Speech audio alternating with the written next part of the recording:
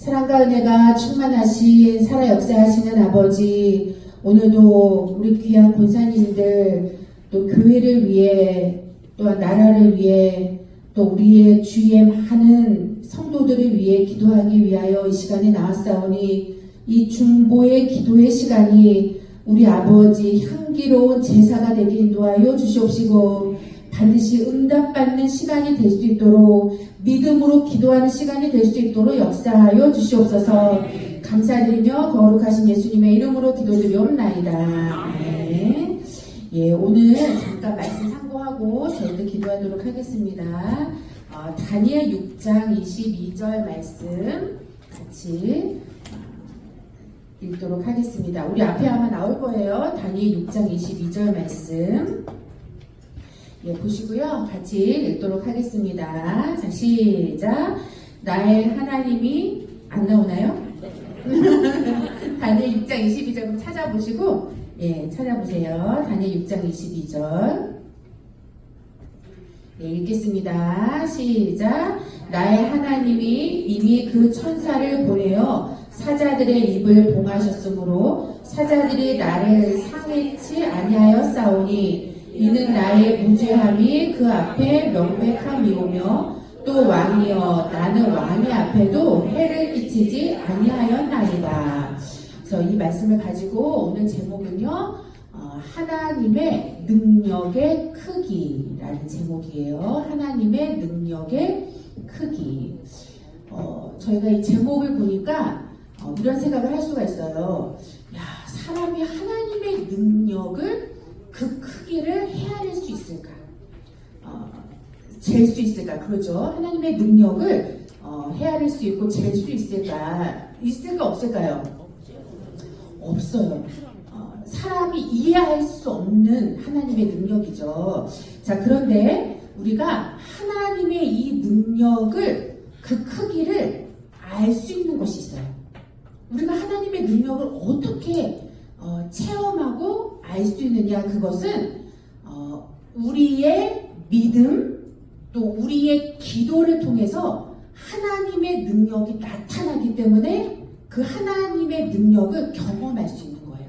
그러니까 우리가 믿음을 가지고 우리가 기도할 때 무엇이 나온다고요? 하나님의 능력을 경험할 수 있다라는 것을 알 수가 있다라는 거죠. 그래서 오늘 본문에 다니엘서 6장을 보시면요, 다니엘의 믿음과 기도가 과연 하나님의 능력을 어떻게 경험하게 했을까? 그러니까 다니엘은요, 초질관 죽음 앞에서도 무엇을 잃어버리지 않았어요? 믿음을 잃어버리지 않았고, 그리고 기도를 잃어버리지 않았어요. 그러니까 어떤 상황에서도 기도의 끈을 붙잡고 살았던 게 누구다? 다니엘이었다. 그래서 그러면 이 다니엘의 믿음과 기도를 통해서 하나님의 능력이 어떻게 나타나고 있는가를 보여주는 게 오늘날 우리 오늘 본문 말씀인데요. 이 다니엘의 하나님이 곧 누구의 하나님일까요? 우리 하나님이죠. 나의 하나님이죠. 그래서 오늘 이 시간 우리가 다니엘과 같은 그러한 믿음을 가지고, 그리고 다니엘과 같은 기도를 통해서 하나님의 능력이 우리의 삶 속에서 역사해서 우리의 모든 주위에 있는 중보하는 우리 모든 성도들에게도 그 능력이 나타나는 그런 기도의 시간이 되길 바라겠습니다. 오늘 본문의 내용을 자세히 좀 짧게 말씀을 드리면요, 다니엘 시대 총리가 3명 있었어요. 그 중에 총리 한 명이 누굴까요? 다니엘이에요. 그 높은 지위에 있었죠. 그 나머지 총리가 2명 있었는데요. 이 두 총리가요, 다니엘을 너무 뭐 했을까요? 그렇죠. 시기 질투. 그래서 감정. 시기 질투라는 사람의 감정에 쌓여가지고 너무 싫은 거야, 그냥. 그러니까 뭘 해도 다 싫게 보여. 잘해도 싫게 보이고, 뭐 해도 싫게 보이고, 그러니까 감정의 눈이 그냥 어두워버렸어요. 그래서 두 총리가 누구를 죽여야 되겠다. 이 다니엘을 사자의 먹잇감이 되게 만들어야 되겠다. 죽이는 것도 그냥 죽이는 게 아니라 어떻게 해요? 아니, 능지처참을 해서 죽여야 되겠다. 얼마나 악해요, 사람이. 이렇게 죽여야 되겠다 하고 그 방법을 쓴 게 뭐냐면, 왕이 안 돼! 그러면 큰일 나잖아요. 그러니까 왕조차도 다니엘을 죽이는 걸 번복하지 못하게 왕의 도장을 어떻게 했어요? 찍어가지고 이렇게 다니엘을 사자굴 속에다 집어넣도록 그런 모략을 꾸민 거예요. 자, 그랬을 때 오늘 그것을 알고서도 다니엘이 어떻게 했을까요? 너무 잘하셔요. 그렇죠. 다니엘 1장 10절에 다니엘이 그것을 알고서도 뭐 했다? 예루살렘을 향하여. 그러니까는 제가 이걸 오늘 준비하면서 그 예루살렘을 향해서 창을 열었을 때 그 심정이 어땠을까? 그 예루살렘이 보여 안 보여요? 그래서 보이지 않잖아요. 근데 그 예루살렘을 향한다는 그 마음이, 그 하나님을 향하는 그 마음이 얼마나 간절하고 그 사모함이, 우리도 그런 적 있잖아요. 이 사모함이 얼마나 그게 달했으면, 그러니까 그 예루살렘을 향해 창을 쫙 열고 몇 번씩 기도했어요? 하루에 3번씩 기도했다. 그럼 여기서 알 수 있는 게 뭐냐면요, 당시에 그러니까 일반적으로 기도는 몇 번 할까요? 일반적인 기도의 시간은요, 아침과 저녁 2번이에요. 그러니까 일반적으로. 근데 여기에서 3번을 다니엘 기도했다는 거 뭐냐면 더 이상 없는 거예요. 그러니까 더 이상도 더 이하도 없는, 그러니까 하나님만을 붙잡는 하나님과의 영적인, 그러니까 영혼육의 세대죠. 영혼육의 그 진액을 다 짜내는 간절한 기도를 다니엘이 했다라는 것을 알 수가 있어요. 그래서 제가 찾아보니까 마태복음 26장 44절, 마태복음 26장 44절에도 예수님이 십자가를 앞두고 몇 번 기도했을까요? 3번 기도하셨어요. 그렇죠? 3번 기도하셨어요. 그리고 고린도후서 12장 1절에서 2절 적어놓으세요. 고린도후서 12장 1절에서 2절에 보면은 사도 바울이 몇째 하늘에 올라간 사람이에요. 3층. 그렇죠. 1층, 2층, 3층. 그래서 셋째 하늘. 그러니까는 다니엘의 3번의 기도가 하나님과 맞닿은 기도. 그러니까는 사도 바울 역시 셋째 하늘에 올라가서, 그쵸? 올라간 사람이에요. 그 몸, 이 하늘에 이끌려간 자라 했는데 사도 바울에게 붙여진 게 하나가 있어요. 근데 바울에게 뭐가 붙어 있을까요? 이끌려간 자라 하면서, 근데 사도 바울에게는 육체에 뭐가 있었다? 가시가 있었다. 이렇게 이야기해요. 육체에 가시가 있었다. 육체의 가시가 뭐였을까요? 병이에요, 병. 그러니까 고칠 수 없는, 그쵸? 하나님만이 고칠 수 있는 그 앉을 병에 걸려버린 거예요. 자, 그랬을 때 그 병을 가리켜서 성경이 이렇게 기도하고 있어요. 이렇게 말씀하고 있어요. 사단의 사자라. 다니엘이 아까 어디 굴에 들어갈 뻔했어요? 들어갔죠? 사자굴에 들어갔잖아요. 근데 사도 바울이 역시 자기의 그 육체의 가시를 사단의 사자라고 표현한 거예요. 그렇죠? 자, 그런데 이 사단의 사자, 그 육체의 가시를 주신 이유에 대해서 고린도후서 12장 7절 그 밑에를 보니까요. 고린도후서 12장 7절에 보니까 이렇게 말씀하고 있어요. 왜 사단의 사자가 있었느냐 봤더니 사도 바울로 하여금, 사도 바울이 너무 잘 나가는 사람인 거예요. 흠이 없어요. 세상에서 봐서도. 그러니까 뭐 할 수 있을까요? 뭐 할 수 있는 존재가 될 수 있을까요? 그렇죠. 교만해질 수 있는 거예요. 부족한 것이 없으니까. 너무 잘 나가는 사람이니까. 그래서 성경에는 자고하지, 그러니까 스스로 교만하지 않게 하기 위해서 내 육체에 하나님이 이 사단의 사자를 줬다 그랬어요. 그러니까 다니엘의 사자굴에 하나님 그 집어넣은 것처럼 이 사도 바울도 이 사단의 사자 속에 집어넣은 거예요. 자, 이 집어넣었어요. 그런데 제가 처음 말씀드렸잖아요. 하나님의 능력은 어디서 나타나느냐? 다니엘의 믿음과 기도 속에서 사자굴에 먹잇감이 되지 않은 거죠. 그러니까 사도 바울도 이 육체의 가시, 사단의 가시를 주신 것에 있어서 집어 던져졌을 때 그 능력이, 하나님의 능력이 어떻게 나타났느냐 봤더니 사자의 먹잇감이 됐을까요? 안 됐을까요? 사도 바울이. 사단의 사자, 이 병에 먹잇감이 안 된 거예요. 그러니까 오늘 우리가 기도하실 때요, 우리 아프신 분들 위해서 기도하잖아요. 그럼 이렇게 기도하세요. 사단의 사자에 먹잇감이 되지 않도록 큰 믿음을 달라고, 각 기도로. 그러니까는 그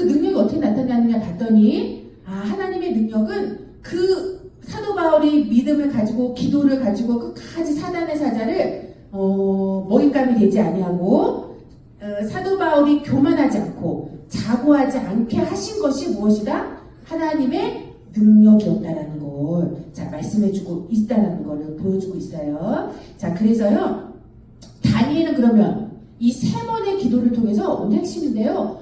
어떤 하나님의 능력이 나타났을까라는 거죠. 그러니까 사도 바울은 이 세 번의 기도를 통해서 교만하지 않고 그죠? 하나님을 끝까지 붙잡는 그 은혜를 받은 거죠. 그 능력이죠. 그게 사도 바울에게 하나님의 일꾼으로 일할 수 있는 능력이 나타난 거죠.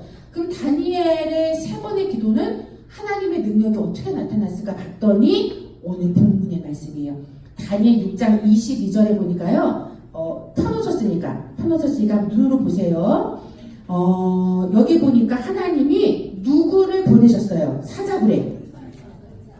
그 천사를 이미 사단의 굴에 집어 넣어 놓으셨고요. 그 입을 봉했는데 그때 다니엘이 떨어진 거죠. 근데 여기서 그 천사를 이 단어가 원문으로 보면 원래 어떻게 쓰여져 있을까 봤더니 원문에는 그 하나의 천사라고 돼 있어요. 하나의 천사.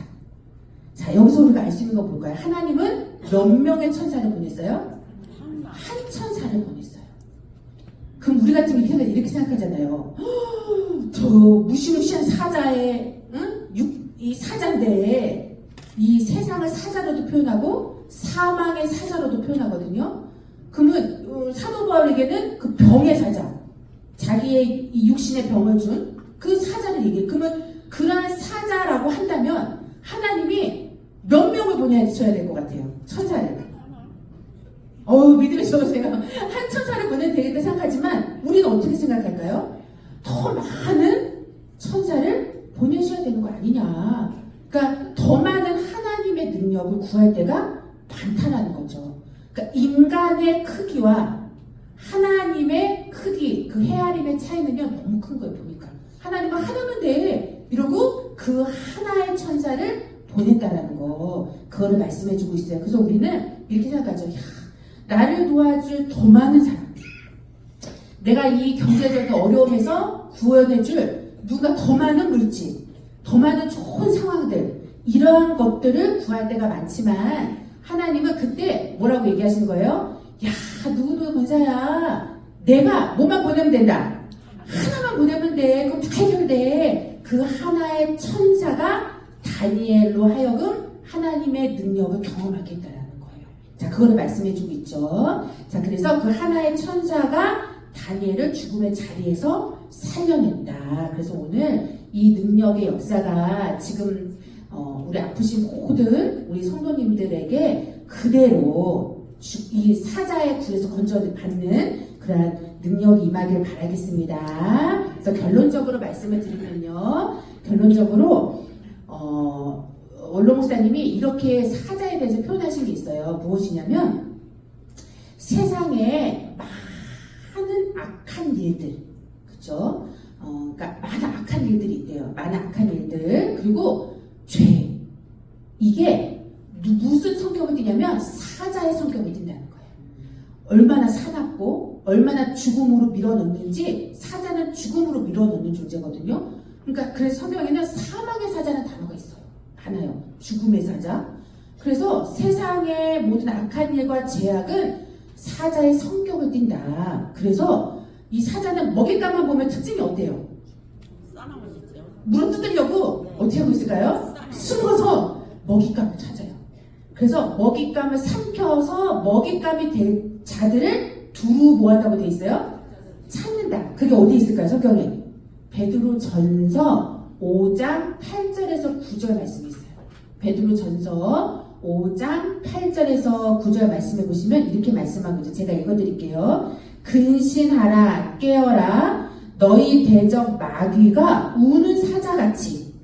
그죠? 이 사자를 마귀라고 표현하고 있죠. 우는 사자같이 두루 뭐할 자를? 삼킬 자를 찾나니. 얼마나 무서워요?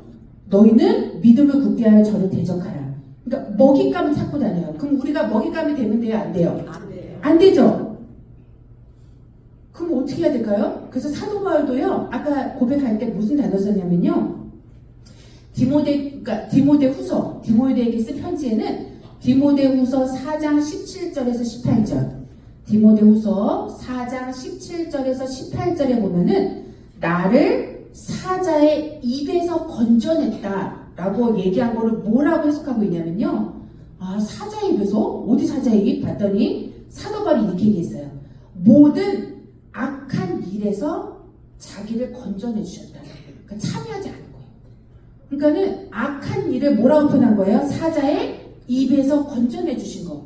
악한 일에 참여하지 않은 것에서 건져내 주신 거. 그러니까 사도 바울은 오직 하나님의 복음을 위해서만 일했다라고 기록하고 있어요. 그러니까 오늘날 우리도 그럼 어떻게 해야 사자의 먹잇감이 되지 않냐? 사도 바울처럼 살면 되는 거예요. 그러니까 어떻게 사는 것일까요? 두 가지죠. 악한 일을 뭐 하지 않는 거? 하지 않는 거. 그래서요, 아까 그 총리가 막 시기 질투로 사자굴에 집어넣었잖아요. 그래서 야고보서에 보면 이런 말씀이 있어요. 야고보서 3장 16절.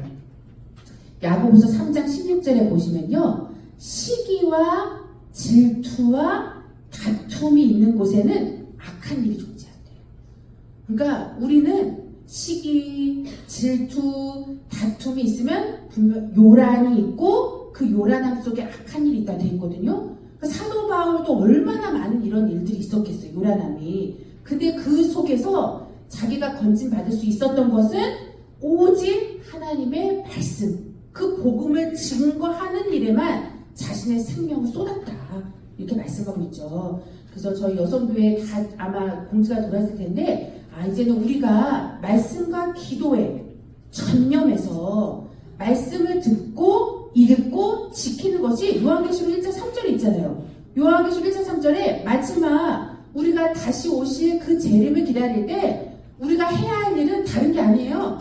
말씀을 읽고 듣고 지키는 자에게 오시는 거예요. 그러니까 말씀을 읽고 그 다음에 기도에 전념하고, 이것이 사자의 밥이 되지 않는, 먹잇감이 되지 않는 방법이구나. 그러한 자에게서 하나님의 능력이 나타나는 거죠. 그 다음에 두 번째는 아까 뭐였어요? 베드로전서 5장 8절 9절에 믿음에 굳게 서는 것이다.